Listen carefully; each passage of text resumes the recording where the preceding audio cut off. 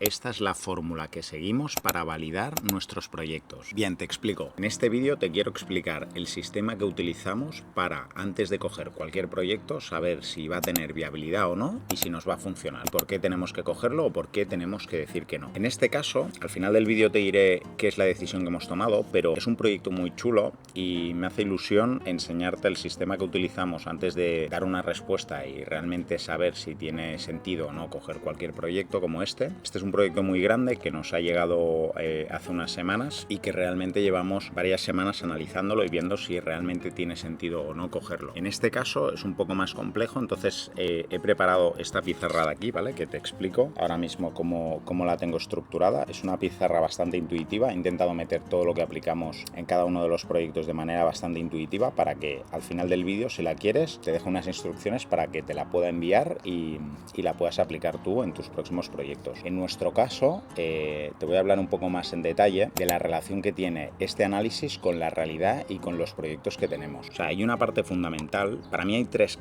pilares claves a la hora de montar un negocio como es un restaurante, como lo que hacemos nosotros y probablemente lo que estés haciendo tú si te interesa este vídeo y estás suscrito al canal para no perderte nada de lo que estamos hablando, pero nosotros intentamos, o yo por lo menos siempre intento conectar concepto, números y aplicación. La aplicación es el día a día, las operaciones y el trabajo de terreno del día a día. Entonces, normalmente donde todo el mundo falla es que no tiene una conexión entre lo que están haciendo, el tipo de concepto o la idea que han tenido con los números. Es decir, piensan en una idea muy chula, tienen algo que dicen, hostia, esto lo vamos a hacer, va a funcionar y lo vamos a petar, pero después esto no va sostenido, no va aguantado por unos buenos números o un business plan correcto en el que tenga toda la operativa para aguantar el concepto que has creado. Entonces, yo lo que me centro claramente es en conectar el concepto con el business plan y que los números soporten la idea que has tenido, porque si no, como mínimo, no va a aguantar los 5 años que necesita el proyecto, el business plan que vas a plantear para aguantar toda esa operativa. Con lo cual te voy a decir ya cuál es el proyecto que nos han ofrecido y te explico más en detalle. Es un helipuerto, es decir, un aeropuerto de helicópteros que tiene un club privado en el cual la gente es en otro país, este proyecto, entonces la gente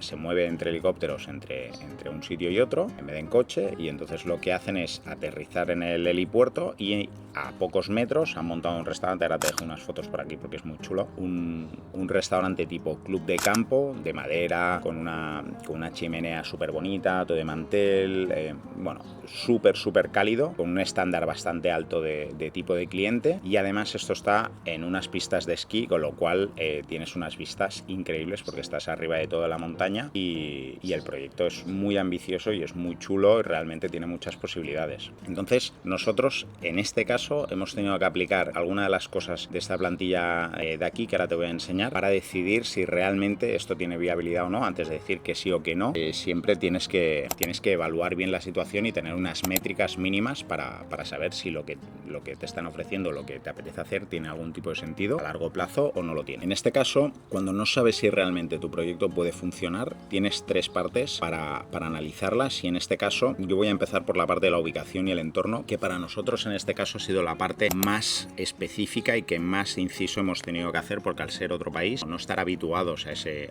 entorno, a esa ubicación y no conocerla a fondo, hemos tenido que trabajarla mucho. En este caso tienes que hacer un estudio de zona, tienes que saber todo lo que hay alrededor del proyecto donde vas a estar o en el que tienes la idea de ir, con el objetivo de determinar si la gente pasa por delante o no y qué competencias hay. Es decir, qué tipo de gente está pasando por delante, si es una zona de paso pero no de consumo o sí que es de consumo. Hay muchas zonas en las que, pues, por ejemplo, soy de Barcelona, entonces hay calles que son de mucho tránsito, pasa mucha gente, pero son de tránsito, no son de consumo. Entonces da igual, no es una métrica medible esa, o sea, no la puedes aplicar a tu negocio porque realmente la gente que está pasando por delante del local donde estás no te va a entrar a consumir. Con lo cual es muy importante definir si realmente esa zona es una zona de consumo o simplemente es de tránsito por el tipo de vía que está pasando. Después, uno de los errores claves es justo el que te acabo de decir, dejarte enamorar por la parte de que, oye, pues como es un club, es un helipuerto y vamos a tener clientes económicamente potenciales que probablemente nos venga muy bien tener, parece que eso te emborrone todo y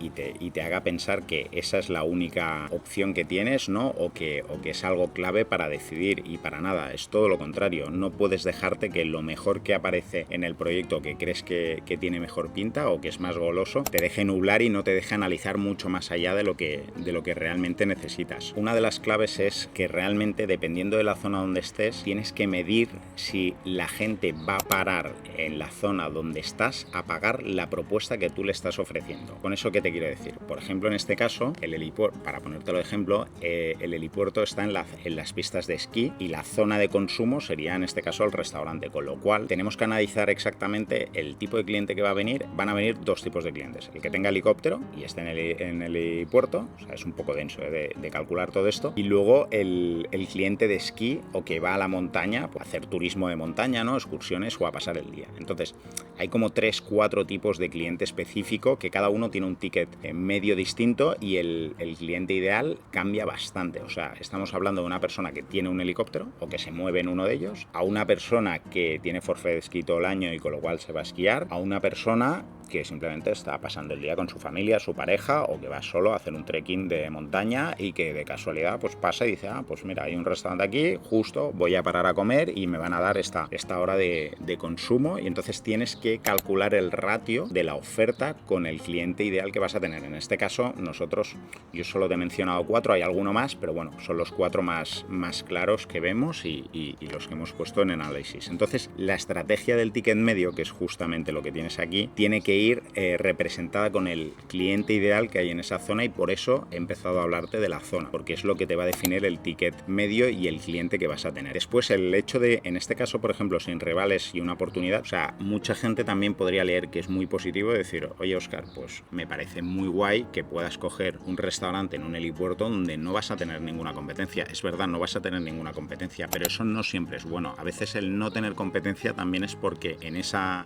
zona donde estás mirando no hay mercado para ello. En este caso sí, porque justamente estás en una zona donde la tasa económica o la renta económica es muy alta. Hay como una especie de actividades alrededor que son de un ticket medio alto, como es ir a esquiar, pues no es una actividad barata, y tener un helicóptero pues mucho menos, ¿no? Entonces realmente el ocio que se hace en esa zona es de un ticket medio alto, con lo cual ahí ya puedes ver que, por ejemplo, este estudio que hacíamos de una pizzería de Copenhague, que está en una zona que es muy turista y demás, y reclama mucho este tipo de ticket medio, que es un poco más bajo, pero con un producto medio muy alto, de mucha calidad, pues sí que encajaría. Pues en este caso no. Nosotros ya nos tenemos que ir a un ticket medio mucho más alto, porque vemos que en esa zona pues es lo que encaja, lo que demanda y lo que requiere para el tipo de escenario que nos planteamos. Por ejemplo, aquí definimos también que el ticket medio degustación de 100 euros en una zona de 15 euros es imposible. ¿Qué queremos decir con esto? Justamente de lo que te hablaba. Si en una zona en la que estamos diciendo que hay una tasa económica tan alta por el tipo de actividad y de ocio que se está haciendo, como es este ejemplo, no podríamos plantear un modelo de negocio de hamburguesas y pizza. Quizá encajaría en una hora a ciertos días de la semana, haciendo un pop-up o una fiesta. Todo esto tendría sentido, pero no sería el modelo de negocio inicial. El modelo de negocio inicial tiene que cubrir las necesidades del cliente ideal que hay en esa zona. Eso es lo más importante, cubrir esa demanda, ese dolor que hay de decir, oye, estoy pasando el día, estoy haciendo esta actividad, vengo además con una recurrencia de manera, oye, cada semana, y cada semana voy a reclamar lo mismo. Es decir, voy a tener que o desayunar, comer o cenar, y lo voy a tener que hacer en unos mínimos básicos que van de una franja de ticket medio arriba o abajo. Después, este tipo de oferta representará unos gastos y unos costes en tu business plan que tendrás hecho, en tu plan de negocios, que será distinto dependiendo de cada modelo de negocio que escojas y cada concepto. Es decir, si en este caso hacíamos un club de campo, ahora te voy a dejar las fotos por aquí, que están muy chulas, del club de campo, para que te ayude a entender el tipo de oferta que estábamos planteando. El tipo de coste que tenemos de empresa es mucho más alto, con lo cual todo eso se tiene que imputar en el alquiler, en los costes de personal, en materia prima, el tipo de servicio, de comunicación. Todo esto va a subir muchísimo, pero también lo vas a imputar en el tipo de ticket medio. Por eso aquí te habla de que un ticket medio de 100 euros no puede competir competir con uno de 15 euros. Y eso va a depender de la zona. La zona normalmente no es la misma o no es el mismo tipo de ocio. A veces pueden convivir, pero en este caso es muy distinto. Por eso, antes de diseñar la carta tienes que validar la zona y analizarla bien y ver realmente qué es lo que funciona y qué es lo que no. Aquí, por ejemplo, poníamos el ejemplo de Nobu, de Londres.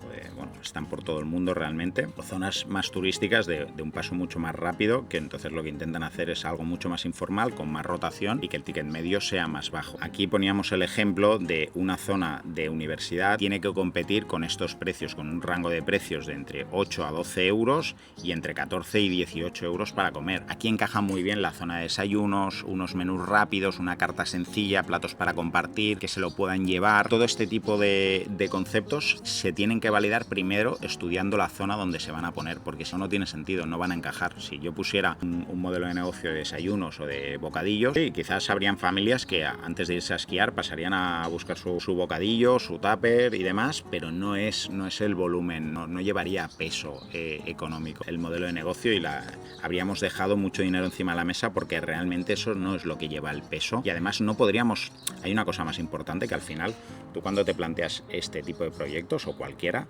va relacionado con unos costes de alquiler, normalmente, ¿no? O de traspaso, y todo eso se tiene que soportar de alguna manera. Entonces, estar arriba de toda una montaña, en unas pistas de esquí, en un helipuerto, el alquiler te puedes imaginar que es de todo menos económico, menos barato, con lo cual tienes que hacer una estructura que pueda pagar esos costes que va a tener la oferta que estás haciendo. Por eso a mí esta plantilla me gusta utilizarla tanto, porque te da una visión 360 a la hora de analizar cualquier tipo de proyecto. Entonces, por eso insisto tanto en que tienes que conectar el concepto con la ubicación y el business plan. Y una cosa va muy cerca de la otra y ninguna va en paralelo. No todos los conceptos funcionan en cualquier localización, no todos los business plans son iguales y multiplicables en cualquier concepto. Cada concepto tiene unos números distintos y van asociados a unos costes distintos. Y lo que te va a hacer entender esto es que analices uno al lado del otro, tanto el concepto como el business plan, lo cases y realmente cojas una misma dirección. Y eso es lo que te va a definir si el concepto tiene viabilidad o no en el futuro. Genial, espero que te haya gustado el vídeo y que te sirva, y mi intención con esto es que puedas utilizar esta misma plantilla en tus próximos proyectos. Con lo que para recibirla te voy a dejar un enlace de acceso y que te la puedas descargar y aplicar en tus próximos proyectos. Nos vemos en el próximo vídeo.